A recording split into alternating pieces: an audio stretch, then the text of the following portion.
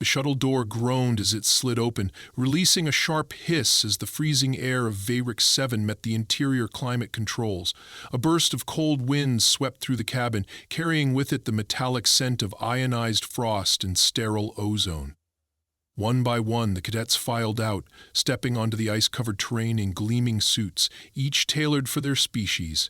Iridescent membranes, heat-reactive scales, and pressurized helmets shimmering under the pale blue sky. The blinding reflection of twin suns bouncing off the snowfield made the atmosphere look serene, almost beautiful. But everyone knew serenity here was only a mask. The survival test was about to begin. Logan was the last to exit the shuttle. His boots crunched into the snow as he stepped down onto the icy crust. He blinked against the glare, tugging the hood of his insulated jacket tighter around his face. His breath fogged instantly in the thin, dry air. Unlike the others, his gear wasn't custom. A standard-issue Earth survival pack hung off his shoulder, one strap fraying slightly at the seam. His gloves were thick but clumsy, and his suit lacked the external heating filaments the alien cadets enjoyed. The equipment error had happened weeks ago. Something about incompatible biosignatures and backlog in the interspecies logistics department. He had tried to argue, but the response was always the same. Adaptation is part of the assessment. So he adapted. Around him, the rest of the cadets activated their automated systems. Yilton, a towering species with translucent skin and retractable limbs, deployed a self-assembling shelter that popped into existence in seconds. Beside him, the twin Zavacrians floated half a meter above the snow, their anti-gravity harnesses humming quietly as their shelters formed glowing domes from condensed vapor particles. Tilvec, the insectoid cadet with 5 iridescent eyes, buzzed her mandibles in a mix of nervous excitement and superiority as her shelter inflated itself into a sleek hive structure. Logan unrolled a tarp. He didn't speak. He knew what they thought of him. Primitive, slow, outmatched. Some of them were polite enough to keep their judgments subtle, but others made no effort to hide their disdain. Last week, during orientation, a reptilian cadet named Vayix openly questioned why a Death Worlder was even allowed into the program. Logan had kept his mouth shut then, just like now. He didn't care about their words. He only cared about surviving the next 48 hours. The AI facilitator, a floating metallic sphere with blue sensor eyes, rose above the group and projected the exam parameters into the air. Welcome to Phase 3, Isolated Survival. Duration, 48 standard hours. Environment, Vayix 7, Polar Hemisphere. Temperature, minus 42 degrees Celsius and dropping. Objective, sustain life independently until extraction. No one seemed concerned. Logan watched as the cadets dispersed, each moving toward a predetermined zone. Most chose to remain near their shelters. Their tech was advanced enough to regulate oxygen, moisture, and temperature. There was no need to wander. The sky overhead was clear, the wind manageable. For now. He glanced west, toward the ridge of knife-like ice formations in the distance. He didn't trust calm skies on planets like this, too perfect, too silent. The kind of silence that pressed in on your eardrums and made the back of your neck itch. He moved a little away from the others, scanning the snow. The terrain was relatively flat, with small rises where wind had formed drifts. He chose a small elevation, no more than waist-high, and began clearing away the crusted top layer of snow with his gloved hands. He didn't know what he was going to build yet. He only knew he needed something more than a tarp if the weather shifted. As he worked, a shadow passed over him. Vayix stood there, his scaly mouth twisted into what could only be a sneer. Digging with hands now, human? Is this some Earth ritual? Should we pray to your snow gods? Logan didn't answer. He kept digging. Vayix chuckled and walked off, his thermal field flickering around his armored frame like a heat mirage. Logan waited until the reptilian was out of earshot, then muttered, "Mock me all you want. Let's see who's laughing when the wind turns." By the time the sun dipped low on the horizon, Logan had managed to dig a shallow depression under the drift. It wasn't a cave yet, barely a crawl space, but it was something. He laid the tarp over the entrance and weighed it down with rocks. He gathered a pile of snow to block any incoming gusts and kept the opening small to preserve heat. Then he crawled inside, hugging his knees to his chest, and waited. That was when the sky began to change. The wind arrived first, slow at first, whispering across the ice with the sound of a sigh. Then it turned violent. Snow lifted in swirls, building columns that spun across the field like dancing spirits. A deep rumble echoed from the mountains, followed by a blinding flash as a magnetic pulse cracked across the sky, frying the hover beacons some of the cadets had placed earlier. From inside his snow hole, Logan peeked through the tarp. He could see panic in the others. Tilvec's hive shell flickered violently before collapsing entirely. The Zavacrians screamed in unison as their vapor dome disintegrated. Yilton's shelter failed next, the heat system shutting down with a mechanical whine, leaving his long body exposed to the cold. Vranek activated his emergency beacon, but it blinked uselessly, dead from the magnetic surge. Logan felt a surge of nausea watching them. Not from pity, not even fear, just the heavy weight of knowing the worst was still ahead. The storm was just beginning. The air was now thick with snow, so dense he could barely see past a few meters, and it was only going to get colder. He pulled the tarp tighter and curled into the snow, letting the compacted walls press around him. The cold seeped in slowly but steadily. His gloves were damp from digging. He knew his fingers would go numb soon. But he also knew that buried snow insulated better than any alien tech designed in a lab. That knowledge wasn't taught in any academy. It was taught on Earth, in the mountains, in stories from old climbers who'd lived through worse. He didn't feel superior, he didn't feel heroic, he just wanted to live. Outside, the storm howled louder. Inside, Logan pressed his back against the wall of his snow cave and closed his eyes. The descent had only begun. The air inside the snow cave grew thinner by the hour, not from lack of oxygen, but from compression. The storm outside pressed down with terrifying consistency, the wind slamming against the mound like fists against a coffin lid. Logan lay on his side, knees tucked to his chest, breath shallow and slow. He hadn't moved in what felt like hours. His arms were stiff, and the muscles in his lower back ached from the curled position. Every few minutes, a sharp gust would shake the wall beside his face, and he'd feel a trickle of snow fall across his cheek. The cave was holding, for now. He reached into the inner pocket of his coat and tapped the emergency monitor on his wrist. The screen flickered weakly. Battery at 26%, internal temp -6 Celsius, outside temp -49, wind speed 85 kilometers per hour. He stared at the numbers for a moment, not in fear, but to absorb the truth of them. He wasn't guessing anymore. The blizzard wasn't passing quickly. He turned off the monitor and let his arm fall limp. Time meant little now. There was no sunlight breaking through the clouds, and his own body's rhythm had shifted. Hunger gnawed faintly at his gut, but it was dulled by the cold. He had half a protein bar left in his pack, but he didn't want to touch it yet. Not unless it was vital. A scream pierced the wind. Logan flinched. He strained his ears, holding his breath to listen more clearly. A second scream followed, higher pitched and broken by coughing. It wasn't a hallucination. Someone was out there. He hesitated only a moment, then reached out and shoved back the tarp covering the entrance. The wind rushed in, biting his skin instantly. He dragged himself forward, elbows digging into the snow, and forced his head through the opening. Visibility was near zero. The snow moved in sheets, each gust lifting whole layers from the ground and throwing them sideways like vapor. His eyes scanned left and right, but there was nothing, until another weak cry echoed from the dark. The sound came from the west. He pulled himself out of the hole, one arm braced against the entrance to keep from being blown backward. The cold struck like needles, stabbing his face through the scarf wrapped around his nose and mouth. He took a slow breath and began crawling toward the sound, keeping low to the ground, eyes narrowed into slits. The snow stung his face and clung to his clothes, but he moved forward 1 meter at a time. After what felt like eternity, he saw movement, flickering green, pulsing weakly against the white. He inched closer. It was a shattered helmet, Tilvec's. Her multiple eyes were half-lidded, glowing faintly. Her insectoid frame was curled in a semicircle, arms wrapped around her abdomen. The protective plates on her thorax were cracked, her legs shivering violently. He didn't speak. There was no point. She couldn't hear him through the storm. He grabbed her shoulders and began dragging her back, one step, one heave at a time.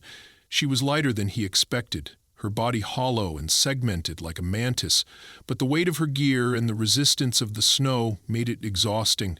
His arms burned. His breath came in sharp gasps. Snow slipped into his sleeves and down his neck, but he didn't stop. When he reached the mound, he kicked open the tarp and shoved her in first, then crawled in after her and sealed the entrance. Inside, the silence returned like a sudden vacuum. She made a high-pitched, clicking noise, unintelligible but clearly distressed. Her limbs spasmed, one of her mandibles twitching out of sync.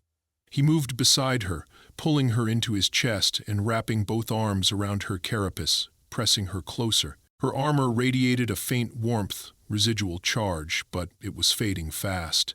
He reached into his coat, found the emergency heat pad, snapped the metal disc inside and slid it between her thorax and his chest. Then he pressed his face against her head and whispered something. He didn't know what.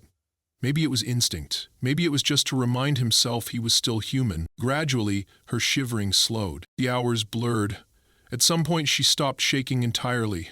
Her breathing stabilized, soft, faint clicks that came in rhythm. He didn't sleep. He couldn't, not with the cave sagging slightly from above. He pressed one shoulder against the ceiling, reinforcing the arch, and stayed like that until his muscles screamed. Then a soft light appeared. He blinked.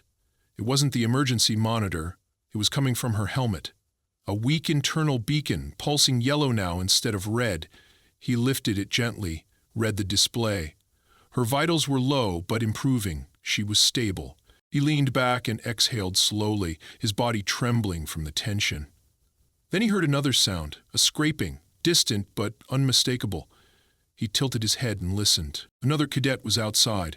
He moved carefully, pulling the tarp back just a few centimeters. Through the swirling snow, a tall figure staggered in the distance, hands held over the face, legs dragging. He could barely make out the shape, but the posture was desperate. It was Yilton. His glowing skin, once a bright sign, now looked dull and cracked. His movement was erratic. He was seconds from collapse. Logan's heart pounded. He turned to look at Tilvec. She was unconscious but breathing. There was no more room in the cave, no time to dig another. But he couldn't leave Yilton out there. He ripped the tarp open and rushed into the storm again, this time without hesitation. His boots sank ankle-deep with each step. He called out, voice muffled, "This way! Come on!" But the wind drowned him out. Yilton collapsed just as Logan reached him. The alien's limbs folded in unnatural angles, his exoskeleton groaning under the cold stress. Logan grabbed him beneath the arms and dragged, one slow lurch after another. His breath caught in his throat, his ribs ached, his legs buckled. But he pulled. The return trip took 3 times longer. The wind had shifted, piling more snow onto the cave entrance. He shoved at it, kicked it open with both feet, and forced Yilton inside. The interior was cramped now, barely enough room to move, but he made it work. He lay half-curled over the taller cadet, blocking him from the cold, pressing every warm surface he had against the dying body. Time ceased to exist. Eventually, the storm outside changed pitch. It became softer, less violent. He recognized the sound, not the end of the storm, but a lull, a brief pause in the chaos. He didn't move. He couldn't. Both arms were wrapped around the bodies beside him. The cold had reached his spine, numbing everything below the waist, but he was alive, and so were they. Logan closed his eyes, not to sleep, but to focus. He wasn't done yet. The storm would return, and more cadets might still be out there. But tonight, he had kept death at the door. The wind outside had softened to a moaning hum, like the low breathing of some frozen beast curled across the plains. Inside the cramped snow cave, silence hovered like frost in the air. Logan could no longer feel his fingertips. His body ached in strange, deep places. The kind of ache born not from injury, but from the slow erosion of warmth, the kind that whispered of the edges of survival. Yilton's body was still pressed against him, though the trembling had stopped. The strange, jelly-like skin of the alien had regained some of its inner glow, dim but steady. His chest rose and fell in measured pulses. Next to him, Tilvec remained motionless, except for the rhythmic flutter of her mandibles with each breath. The emergency heat patch had gone cold, spent and stiff now, but it had done its job. Both of them were alive. Logan adjusted his position, pushing his back harder against the wall to prevent more of the compacted ceiling from sagging. His legs were numb. He stretched them slightly, just enough to let some blood flow return. The pain was immediate, stabbing and electric. He gritted his teeth and forced himself not to make a sound. There was no space to move, no way to stretch. The snow cave had not been designed for 3 bodies. It was meant to hold one human frame curled in tight solitude. Now it was packed with limbs and armor, body heat, breath, and desperation. Still, he preferred the discomfort to the alternative. A sound echoed from outside, muffled, distant. He paused, listening carefully. It wasn't the scream of the wind or the grinding of drifting snow. It was rhythmic, irregular, and faintly metallic. A footfall. Someone else was still out there. He didn't hesitate. He reached for the tarp and pressed his ear against it. The rhythm continued, closer now, but uncertain. It sounded like someone staggering, with uneven gait. He peeled back the edge of the cover and peeked out. The blizzard had lessened, but visibility remained poor. The air was thick with flurries, and light from the broken moons cast ghostly shadows across the snow. Logan scanned the landscape, his eyes narrowing against the cold. There, he spotted a figure crawling, barely moving. The silhouette was small, hunched, and dragging something behind. He cursed softly under his breath and pushed the tarp open again. The cold slammed into his face like a slap. He wriggled out, boots crunching into the hardened crust. The snow clung to his jacket and filled the gap at his collar instantly. He stumbled forward, 1 foot at a time, fighting the wind that still hissed across the field. The shape in the snow wasn't just one cadet. It was 2. One was moving, barely, dragging the other by the arm. As Logan got closer, he recognized the moving one. It was thin, a smaller bat-like species with folded wings and a slim frame. Her ears were covered in frost, and one of her arms dangled uselessly. The cadet she dragged was unresponsive, face obscured by a cracked helmet. He didn't speak. There was no point. She was gasping, each breath ragged and near silent. He wrapped one arm around her waist, threw the unconscious cadet over his shoulder, and turned back toward the mound. His legs screamed in protest. His lungs burned, but he moved. The cave barely had room left. When he arrived, he didn't try to think it through. He just acted. He pushed aside Yilton's legs slightly, creating a sliver of space against the rear wall. He set the unconscious cadet down first, then helped Then slide inside. She collapsed onto her side, trembling uncontrollably. Now 5 bodies filled the space. It was almost impossible to move. The cave ceiling brushed against Logan's scalp, and his knees pressed into someone's hip. The walls creaked faintly as the pressure inside increased, the structure bending under strain. He had no more heat patches, no spare insulation, and no backup plan. So he did the only thing he could. He pulled his coat off and draped it over Then and the unconscious cadet. The rush of cold against his torso was immediate and brutal, but he clenched his jaw and lay still. He closed his eyes and focused on breathing slowly. In, out, 1 breath at a time. His heart pounded in his ears. For a while, there was nothing but that rhythm, and the weight of 4 lives pressed against him in the darkness. Eventually, the silence broke.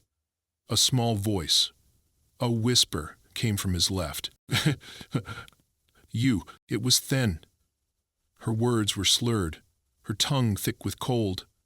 But her voice was clear. He turned slightly, careful not to shift the others. I thought you were weak. He said nothing. She coughed softly, then let out something between a laugh and a whimper. I was wrong. He rested his head back against the snow wall, eyes closed. The compliment meant nothing. Or maybe it meant too much. Time passed. He drifted in and out of half-consciousness. The heat of the bodies beside him began to blend, forming a shared warmth that kept death just barely at bay. Every so often, someone shifted. A hand brushed his side. A foot kicked lightly in sleep. The snow ceiling sagged further. Crystals began to fall intermittently onto his chest and face. He knew the structure was failing. At some point, a heavy groan echoed from the left wall. Low, deep, and ominous. He shot upright, pushing the wall instinctively with both palms. It held, but it wouldn't for long. The pressure from above had increased beyond safe levels. If the roof collapsed now, they would all be buried. He had no shovel, no supports, but he had an idea. He shifted slowly, reaching behind himself into the snowpack. He dug out a shallow hole, ignoring the freezing pain in his fingers. Then he pulled off his boots and wedged them vertically between the floor and the ceiling. It was crude, but the rubber and reinforced heels gave a slight upward force. He repeated the motion with 2 armored gauntlets from the unconscious cadet, sliding them into the corners. The groaning stopped. He exhaled slowly and lay back, arms shaking. He closed his eyes again, knowing sleep was a luxury he couldn't afford. But he drifted anyway. Hours later, or perhaps only minutes, he was awoken by another sound. A scratching, gentle but distinct.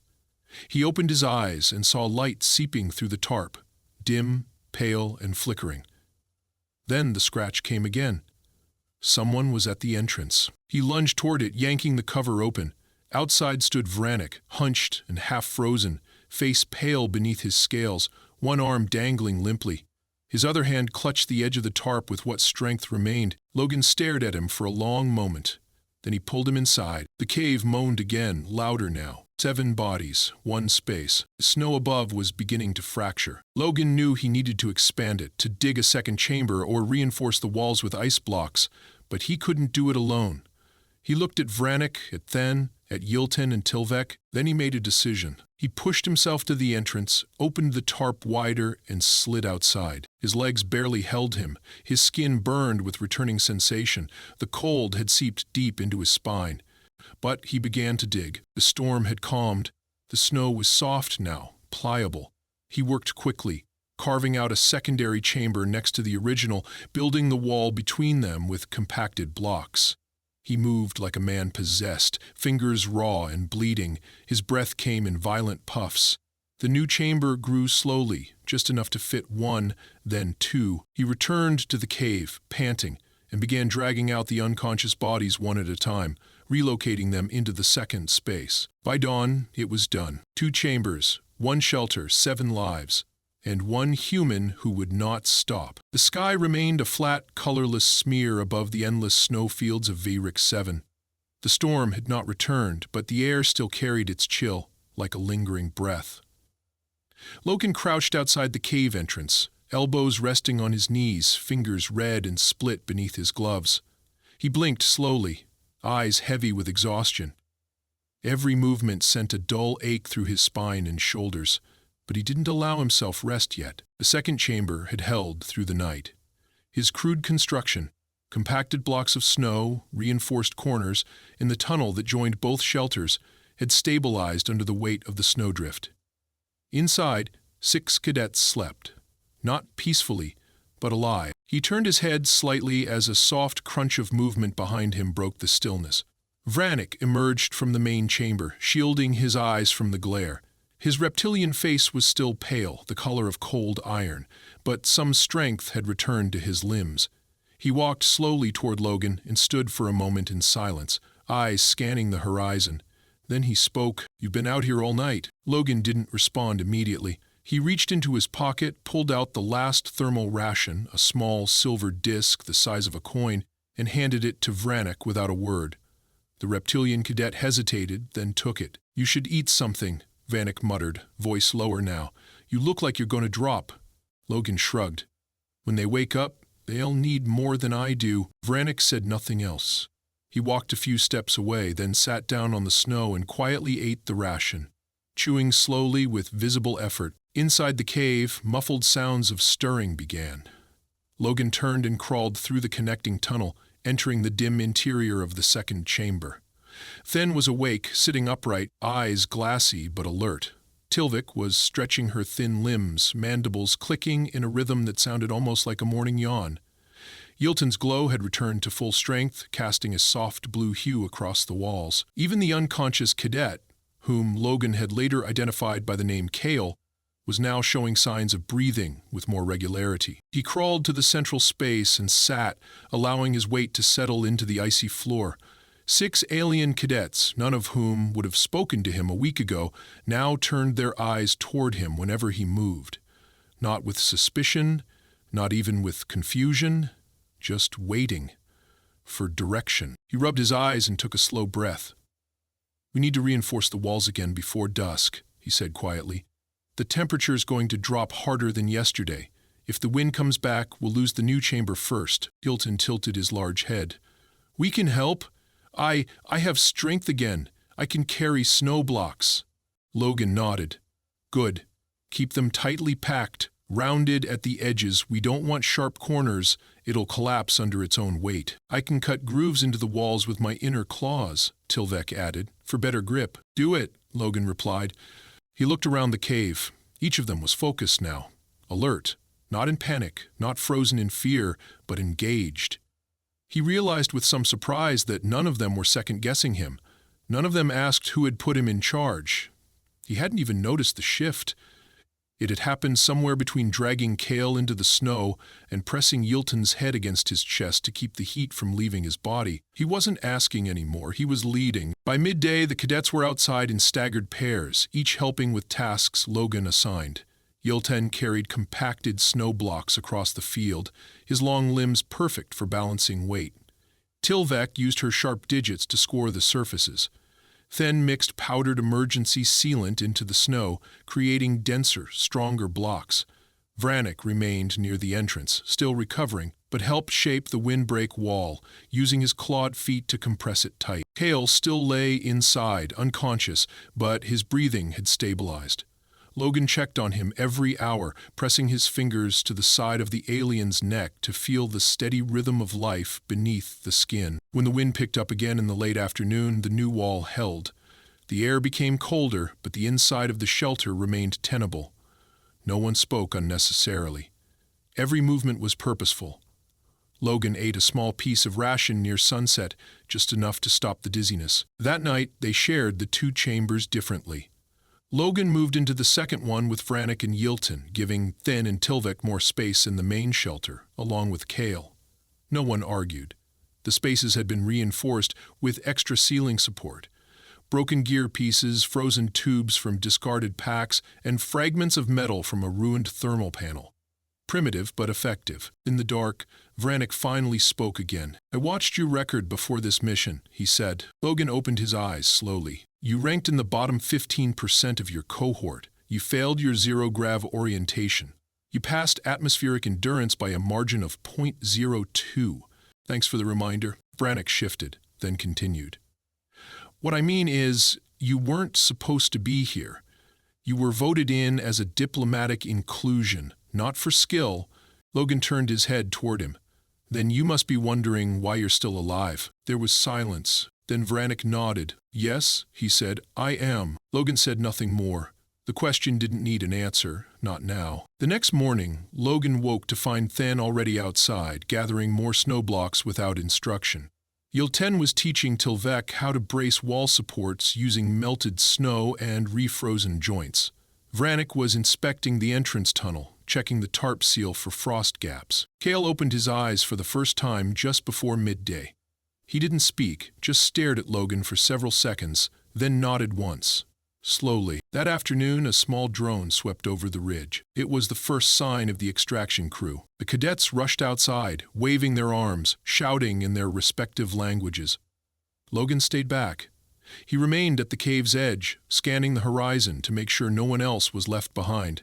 He waited until the signal beacon locked onto their coordinates, and the drone returned to orbit. Then, and only then, did he allow himself to sit. Not from exhaustion, not from relief, but because the others were safe. He looked up at the white sky and whispered, "One more night, if I have to." But the drone would return with the main transport soon, and he would not leave last this time. He would walk out with the others. Not a tag-along, not a misfit, but their commander. The rescue craft broke through the upper atmosphere of Vayix 7 with a low sonic crack, casting a shimmering wave across the upper sky like a stone striking ice. Its descent was slow and deliberate, marked by a rhythmic flashing of amber lights that blinked through the thinning storm clouds. The wind had fallen silent just minutes before, as though the world itself paused in reverence for the approaching vessel. Logan sat on the ridge above the snow cave, his back against a half-frozen boulder, legs stretched out in front of him, boots scuffed and fraying.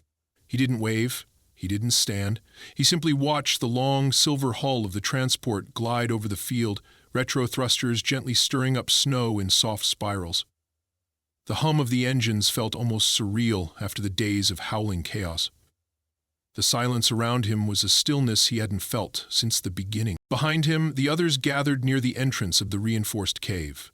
Yilton shielded his eyes against the glare of the ship's underlights. Tilvec stood beside him, mandibles pulled tightly in a posture of alert curiosity. Then held a blanket around her shoulders, her wings tucked, eyes narrowed against the sun. Kale leaned against the support wall, weak but conscious. Vranek, expression unreadable, stood closest to Logan, arms folded, tail half buried in the snow. The transport door lowered with a hiss, revealing 2 extraction officers in white thermal suits, their movements quick and precise. One of them raised a scanner, sweeping the landscape in a wide arc. His partner adjusted his helmet and stepped forward. "We picked up your emergency beacon 27 hours ago," he said, voice crackling through an amplifier. "You were expected at the rendezvous point, but you never moved. We feared the worst." "No one died," Logan answered without rising. "That's the worst we avoided." The officer looked at him for a long moment, then gave a sharp nod and turned to the rest of the group. "Medical scans will be performed on board. Stand by." One by one, the cadets were guided toward the transport. Yilton helped Kale into the ship, then paused and looked back toward the cave, toward the place they had nearly died and somehow endured. Then she entered without a word. Tilvec lingered a moment longer, glancing at Logan before following the others inside. Vranek remained. He stood in the snow, gaze sweeping over the cave, the ridgeline, the makeshift windbreak wall, everything that had saved their lives. Then he walked toward Logan and extended his hand. Logan looked up. The gesture surprised him. He accepted it slowly, gripping Vranek's clawed hand with fingers still red and stiff from cold. "You didn't belong here," Vranek said. Logan almost smiled. "I know." Vranek's expression didn't change.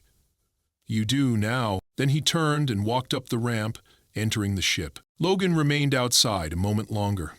He glanced toward the sky, where the cloud ceiling had begun to break. Thin shafts of light pierced through, touching the snow with faint gold. For the first time since arrival, he saw blue in the sky. Just a thin band, but enough to remind him that Vayix 7 was not just a test site, it was a world. Vast and wild, and it had let him live. He rose to his feet slowly and made his way toward the ramp. His legs were heavy, each step deep in snow, but he moved without hesitation. As he reached the top, the extraction officer held out a hand to assist him. Logan ignored it, stepping aboard under his own strength. Inside, the cadets sat in silence. The seats had been arranged in a semicircle. Medbots whirred softly between them, scanning vitals and administering doses. Logan found an empty seat near the rear wall and sank into it. None of the others spoke, but when he looked up, he caught something in their expressions. An awareness, a quiet understanding that hadn't been there before.